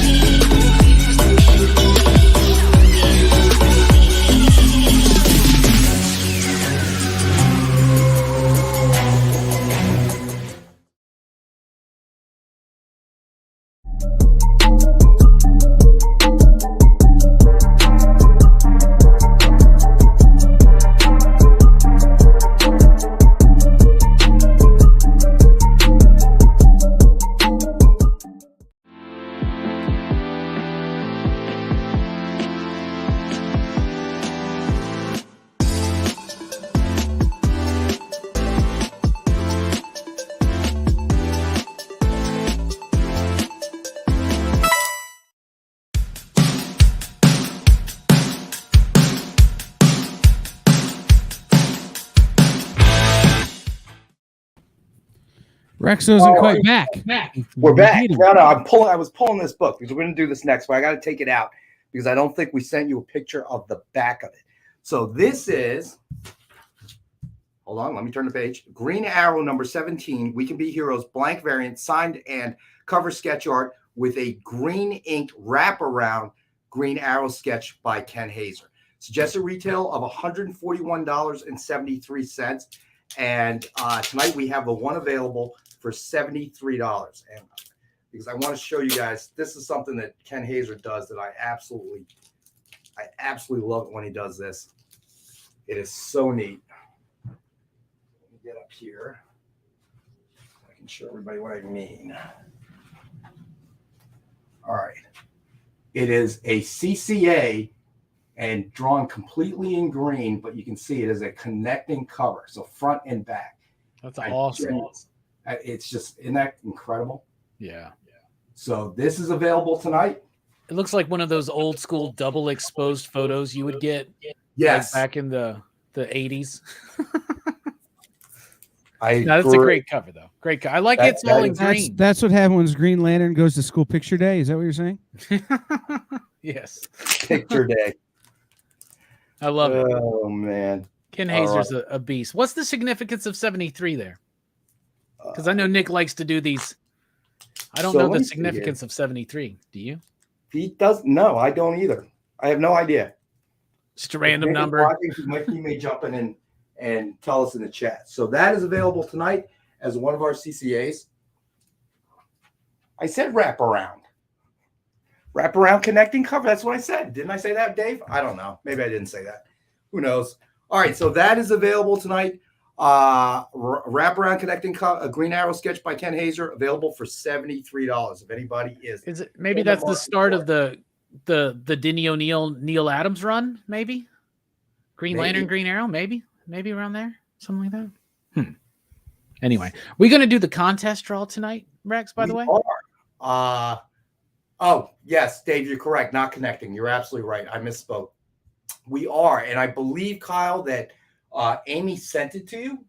But you know what? Let's do that real fast. And tonight is going to be it is a limited edition Witchblade Millennial autograph card, of which signed by J.D. Smith, which I believe Kyle has an image of. Nick says More Fun with Comics, Volume 1, number 73. There you first go. Arrow. Okay. So that is significance of $73. All right. And Good give going, Kyle Nick. a second. And I'm sure he'll dig the card up. But why don't you warm up the Robbie's random wheel of ridiculousness? It's Rockin' Robbie's revolutionary randomizer of ridiculousness. You just change it again, dude. You make it up every time. All right. So that is the back of the card. And then in a second, I'm sure Kyle will throw up and there's the front. And you can see right there, signed by J.D. Smith. So this is a special limited edition millennial autograph card. All right. And that will be the prize for the winner tonight. Nice. And spin that wheel, Robbie. Yeah, got the comments loaded up in the randomizer. This is from our Is Speculation Good for Comics video. And the winner is Edward Tonner with a very long comment. We had some very long comments on this one, obviously. So basically he just said, no, comics are not stocks.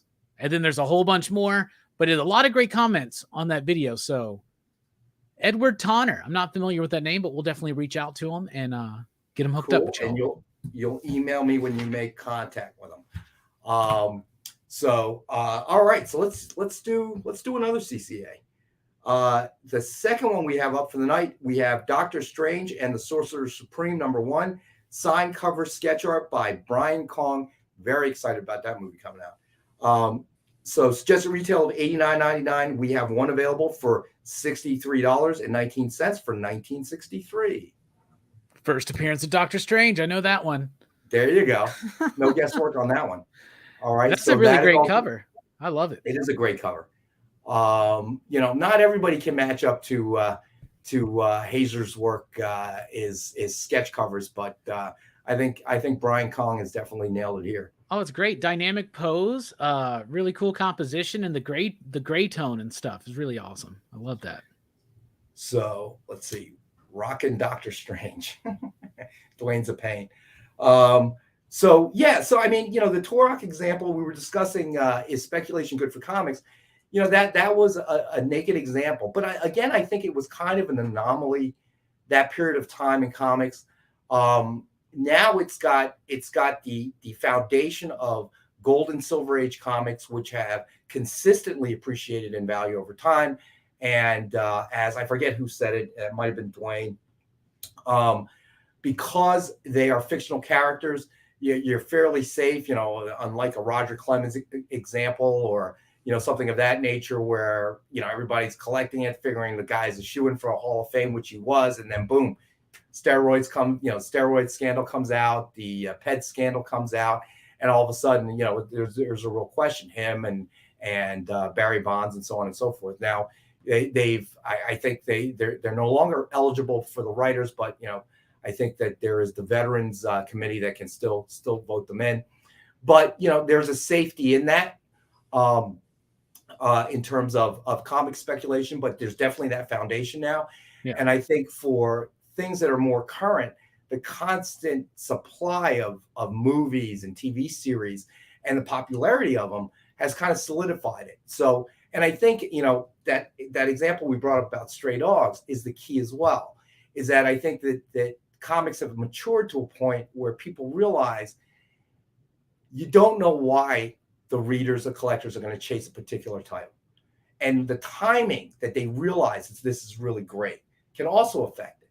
So if the timing of it, if you don't have promotion, from the publishers and people miss it, and then all of a sudden somebody picks up and tells somebody else, oh my gosh, this is unbelievable. This is great. This is fantastic. And everybody's now looking for it. Your supply is short. Your demand is slowly rising. Those are the factors that the sports card industry guys were missing. And I think they got burned bad enough, and they learned a lesson that it doesn't have the same trajectory as a trading card, a sports trading card is going to have.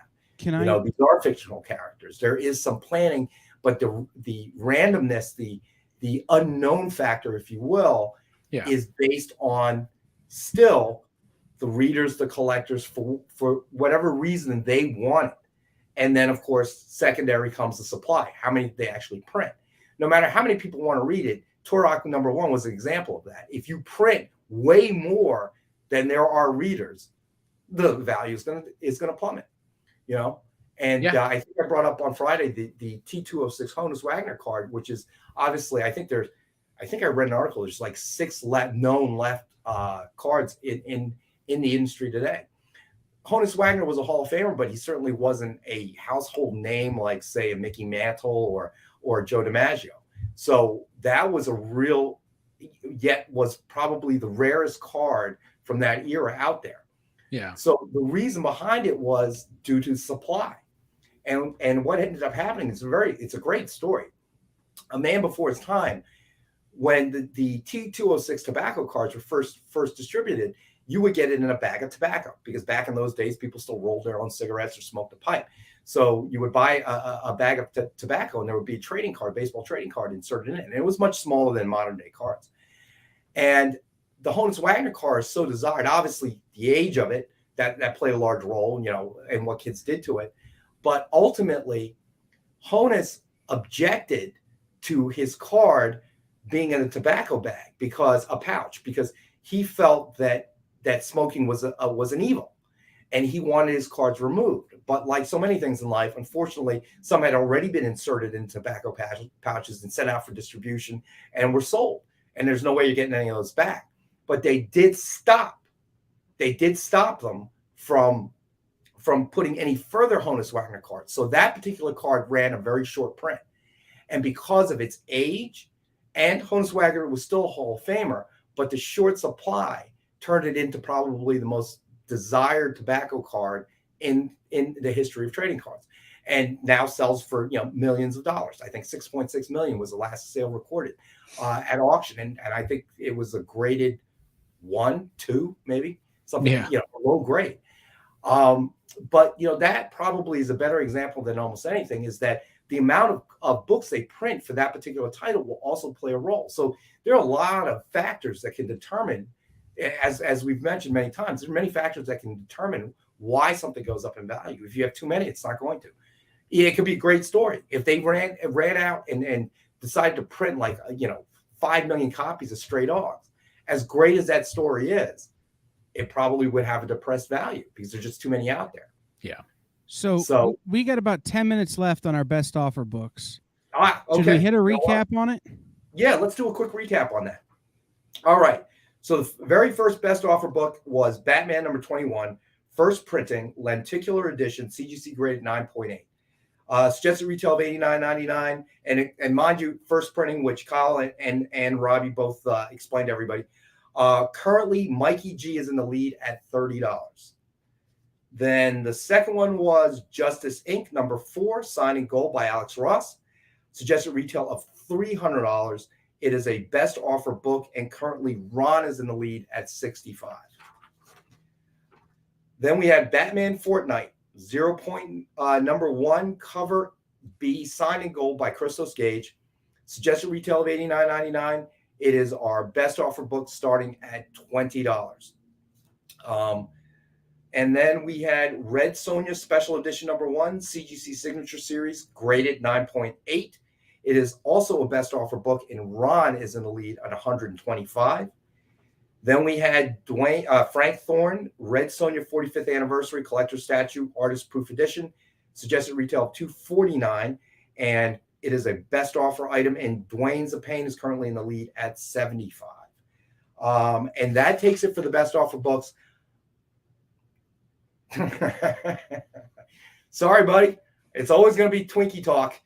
Now we've got a new food group. Hey, Nick's the one that brought up Twinkies, right? That's all we're going to say. Nick's the one that brought up the Twinkies. That's all. That's true. Nick brought up the Twinkies. All right, so Dwayne's of Pain is up to 140 on the Red Sonja. I got you, buddy. So you are currently in the lead at 140. Yes, thank you for reminding us of that. It was Nick that brought up the Twinkies. And then, of course, Kyle, bam! Okay, showed us 2 Hostess boxes. One right after the other. What was it? Devil Dogs, and what was the other one? No, one was Ding Dongs and the other was Zingers. Zingers, yeah. Yeah. Zinger. That's Devil's right. Food Cake Zingers. Now I feel a need to buy a box of Zingers. Okay. Can I request another book? Only because I want to make a terrible joke. I want to make a joke, but we're going to bring up the book first. So this is the Betty Page Alien Agenda number 1 cosplay variant. And as I bring that up, I have to play this.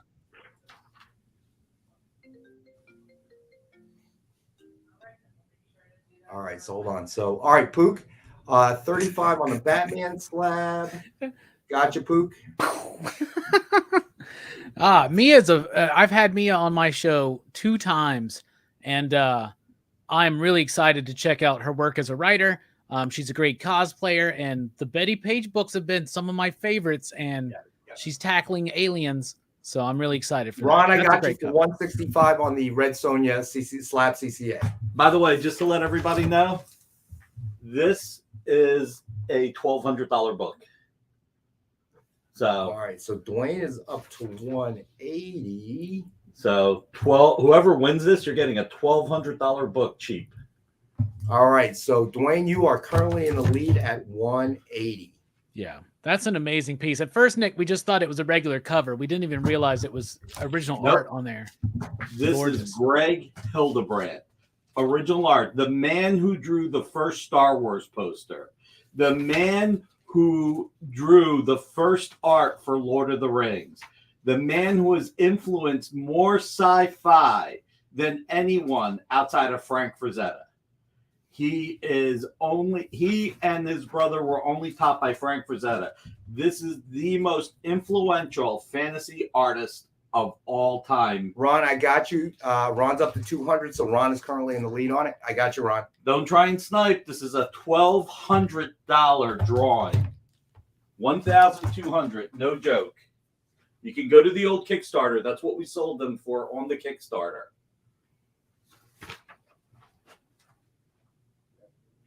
It's a great cover. I'm a big fan of his work. It is a great cover. And I have a Vampirella cover. Greg Hildebrand. I mean, as I said, his Star Wars poster, he and his brother worked on. I mean, created was just it defines just being a kid. I remember seeing that poster in movie theaters when they had the one sheets up like that. It's burned in my memory. Yeah. And I see what 62 is saying about Mobius, and I dig that. You got Geiger in there too, but like the way he was comparing it with Frazetta, I think was really spot on. Ron, I got you at 300 on the Red Sonja CCA, buddy. Who's gonna get this one? This is the story of the night. Story of the night. So, and Kyle, when you get a chance, I know you got to run the clock soon, but when you get a chance, you can throw up the link for the submission form. Anybody that's new that has not purchased off this show before, please fill. Once you've claimed something on the chat, please at the end of the show, please fill out the submission form. Gives us your name to match up with your real name, your ship to address, most important part of all. and we will invoice you tomorrow morning. You'll see invoice hit your email. Please include your email in that submission form as well. All right. So, all right. Looks like Ron looks like he might take it. And for the time being, let's throw up an Uncanny X-Men book. We've got Uncanny X-Men #1 signed by Chris Bacalo, and it is probably our bargain book of the night. We have one available for $19.63. Wow. I love this cover too. He's going to be at Heroes Con this year too, so I'm very excited to meet him. So I'm a big fan of his work ever since the Generation X days. Generation X. Yeah, blew my mind, man, back in the 90s. Fair point at 62 Lefty Blues. Here we go. But yeah, so I mean, I thought that was an interesting topic. I'm excited to hear what you've got coming up for us on your show on Friday. What the topic of discussion is? Yeah, you pull out some good ones, buddy. I don't think you've missed yet. When we decided that the show was going to have a topic of the day, so to speak. Yeah, and I think we've almost always led into the Monday show talking about it as well. Yeah, because we barely get to cover these topics. So I don't know what this week's going to be. I have some ideas, but it's going to be another fun show. So everybody check that out. And we'll announce the winner of the contest tonight. So if you partook in the chat, we're going to announce that winner on Friday's show. So. And what is the movie to be reviewed this evening? Oh, very excited. We are in what we call March Madness here at PCP. And you think that would mean that we're talking about basketball movies, but no. It's another excuse to do horror films, psychological thrillers. And tonight we're doing Manhunter. There's my VHS copy. I remember this movie. I love this movie so much. What is the actor's name? It's oh my goodness. It's Will Graham, but who's the guy that plays him? It's the guy from CSI. Yeah, I know. William Peterson. That's it. William Peterson. I love this movie. It's a Michael Mann film. I love that director. I love this movie. We'll be talking about it at 8 p.m. Central. That's 9 p.m. Eastern over at Pop Culture Philosophers. Speaking of March Madness, I know both of you guys are sports guys, so I'm announcing it now without running it by anybody. But we're going to announce right now the Experience's sportsball bracket challenge. As actual March Madness and actual basketball happens, we're going to have a bragging rights challenge where you can do your favorite basketball bracket. And be the king of the nerds if you win the Experience's 2022 Sports Ball Bracket Challenge. Nice. 2 years JD ago, Berry, I got your bid of 40 on the Batman 21 slab, buddy. My Auburn Tigers, by the way, are SEC champs for college basketball. So Station, War Eagle. I'm still fuming about baseball, but what's baseball? Thanks for joining us, buddy. I've got to throw out my PSA for college softball. My daughter played softball in college. She's currently coaching. I got to tell you, it's been growing on TV for ESPN. It is a revenue-generating sport, not by much, but you don't have baseball to watch. Millionaires and billionaires arguing about stuff I don't even bother reading anymore. I couldn't care less. Okay, minimum salary of $725,000 a year for a scrub that's probably hitting 145. I will tell you, if you watch women's college softball, I'm hoping they were trying to get professional leagues in. You will see a faster game at 60 feet. Dwayne's a pain, 350 on the red Sonja slab. Gotcha, buddy. 3 minutes left, y'all. That's a steal. So even Ron, at 350. hopefully you're still watching, buddy. You're going to see a faster game. You're going to see just unbelievable effort. The game moves at such a ridiculous speed. All right, Ron's at 400. Check it out. You will see people hitting way better than 115 on a ball that can rise, that play for no money whatsoever. At least now they can use their likeness and their name to try to earn some money. They play all of these college girls. I don't care. Division 1 through 3, JUCO. They play for the love of the game. And that's it. Nobody's arguing about the minimum salaries, revenue sharing, or anything like that. They play for the love of the game. So I suggest that if you are as angry as I am about Major League Baseball, tune into ESPN's various channels for college softball right now. The spring games are happening down in Florida. So I'll tell you this too, Rex. One of the major sports networks is working on a deal with USSSA. So you can see guys like me, Rex, and Robbie, if he partakes, playing softball as old men? Actually, I have someone that I know that is a coach in our organization who just got inducted into the U-Trip Hall of Fame for men's slow pitch. But the team my daughter coaches, I help her coach. We are in a number of U-Trip tournaments and actually played a U-Trip tournament at 14 U's for nationals in the Ocean City, Maryland area. All right. U-Trip is huge. Ooh, all right, so 425. Dwayne's at Payne's at 425. This is going to go for the next minute. 1 minute, 10 seconds. Yeah. All right. Remember the lag, everybody. So you want to get. Yeah, please keep in mind there's a slow lag. All right, Ron's at 480. 1 minute. All right, we got 1 minute. I just wish the MLB and the players would get their heads out of there. You know what? Well, they're going to lose us. I mean, I know in Philadelphia, nobody's even talking about the Phils. You got the Sixers. You got what's going to happen with the Eagles next season. So I saw a meme today where they're rougher on the, they're more like, it doesn't matter. What was it? They're more punishment the MLB is doing to fans right now than what they did to the Houston Astros. Yeah. Cheating and winning World Series. Yeah. Yeah. I mean, There's, listen, you know what? I was talking to a buddy of mine who's playing in the minor leagues this year, who's given up. He was a major league prospect last year. Right, 500 to Dwayne with 10 seconds left. To avoid sniping, all right, and since it's just Dwayne and Ron fighting back and forth on this. 525 to Ron, just at the last second. There we go. All right. And there's the end line. Boom. So, but you were saying, Kyle? So a lot of guys who were prospects are just going to sign minor league outright deals and play minor league ball this year. But the big thing that he said why he was still supporting the MLBPA is that they're fighting for the guys that are going to be on his team that are having to work jobs selling cars in the offseason still because their minimum wage is so low, but they're listed as a major league prospect. Ron, I think you're good at the 525. Yeah. Kyle, so Ron's 525 came in right at the last possible second, right before the best offers ended. Well, yeah, I saw. You're talking about Dwayne. Dwayne came in at 535, but that was after the end line. That was Dwayne came in just after the timer went off. Right. So Ron, you are the winner of this at 525. So no need to go up to 575. But I it's ridiculous. I mean, I wouldn't be surprised if some of these guys try to play in Japan. Yeah, I mean, and it's the fact of the matter is what they're negotiating on won't affect the top tier earner guys. It's Max Scherzer's going in and arguing not for himself but for everybody else. And I understand that, but you're not reading the room when you're looking at a minimum salary for a MLB scrub above $700,000 a year. You know, it's not the MLB scrubs; it's the prospects who are making 15 grand a year.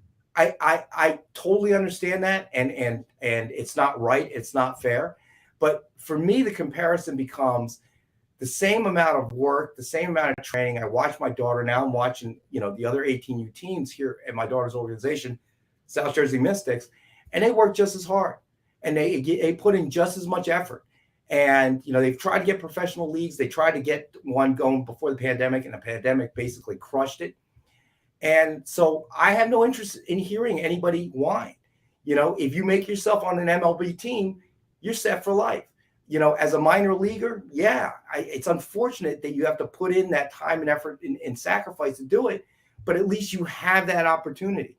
These poor girls, they finish their college careers, and maybe Jenny Finch can make some money off of it, but all these other girls that have worked so hard, maybe you'll get a chance to make the Olympics. It's not coming back in France. So I have, it's not that I don't have sympathy for the minor leaguers. I get it. It's tough, but there's always that hope. There's always that hope that you might get signed on to an MLB team. These girls don't even have that hope. So when these guys are arguing and denying everybody baseball because they can't get it right, you're falling on deaf ears, and you better hope something like the steroid era, the PEDS era comes along, and you got a Sosa McGuire home run chase, because that's about the only way you're going to bring us back. Yeah. You know, that year you had Ripken breaking Gehrig's consecutive streak record. Yep. Without those things, what do you got these days? You know, I mean, nobody's honing, 1,000. and nobody's honing in on any of those big records right now. You know, unless somebody has a nobody's crazy hit streak, which I don't think DiMaggio's ever going to be topped. But exactly. So if Ichiro couldn't do it, nobody's going to hit over 400 like Ted Williams. So what are you going to do? Hey, but it was almost Tony Gwynn almost hit 400. Yes, he did. But then they had the He's strike. dead now. Yeah, and they had the strike, and that ruined it. So like, It yeah, it there you did. go. So you know, a strike only works if we want it, and it's getting to the point where we may not want it. I love the game, but it isn't the fastest game to watch. So you already got all these battles that you got to fight. And now you're going to play like this, like, oh well, we're not going to have a season. Well, then don't. I bet we could debate this one all night, but I know Robbie's got a show to do, and I'm sure Rex needs to eat dinner because John's not there with his taco truck. So, well, obviously John's not even here. I don't even have a taco truck, but we have. Stay tuned for Mishmash right after this. Absolutely. With Jen King, always a great show. Check out Robbie's channel at Pop Culture Philosophers for his movie review of the night of Manhunter. As always, great time doing this. We'll see you on Wednesday from 6 to 8 Eastern. And don't forget original art from 7 to 8 on Friday.